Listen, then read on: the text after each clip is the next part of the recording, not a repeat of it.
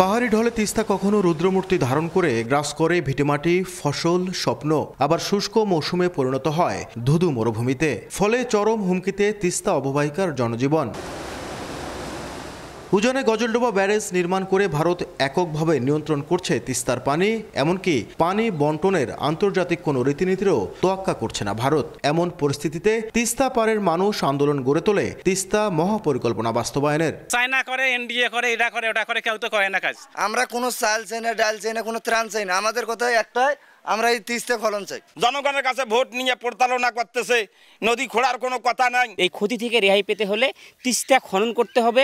বিগত আওয়ামী সরকার তিস্তাকে রাজনৈতিক হাতিয়ার হিসেবে ব্যবহার করলেও অন্তর্বর্তীকালীন সরকারের পক্ষ থেকে ঘোষণা আসে ২৬ সালের জানুয়ারিতেই আনুষ্ঠানিক উদ্বোধন হবে তিস্তা মহাপরিকল্পনা বাস্তবায়নের কাজ শুরু হবে জানুয়ারি 2026-এ। তিস্তা অববাহিকার কোটি মানুষের জীবন জীবিকার প্রশ্নে ঘোষিত সময়ের মধ্যেই প্রকল্পের কাজ শুরুর তাগিদ অধিকার কর্মীদের। তিস্তা বন্ড চালু করো সঞ্চয়পত্রের মতো, তাহলে এই অঞ্চলের মানুষ নিজেরাই এই বন্ড কিনবে, বিদেশের যারা আছে কর্মরত তারাও বন্ড কিনবে। গবেষকদের মতো অন্তর্বর্তীকালীন সরকারের সময়ে এই প্রকল্পের কাজ শুরু করা না গেলে আবারও তৈরি হতে পারে নানা শঙ্কা। যদি অন্তর্বর্তী সরকার ঘোষিত সময়ের মধ্যে এই তিস্তা মহাপরিকল্পনার কাজ শুরু করতে না পারে, তাহলে মনে করতে হবে যে এটা আবারও একটা অন্ধকারের দিকে পড়ে গেল। তিস্তা মহাপরিকল্পনা বাস্তবায়ন করা গেলে নদী শাসনের মধ্য দিয়ে শুধু ভাঙ্গন প্লাবনই রোধ হবে না, একই সঙ্গে সুরক্ষা পাবে কৃষি জমি, গড়ে উঠবে স্যাটেলাইট টাউন, ইকোনমিক জোন।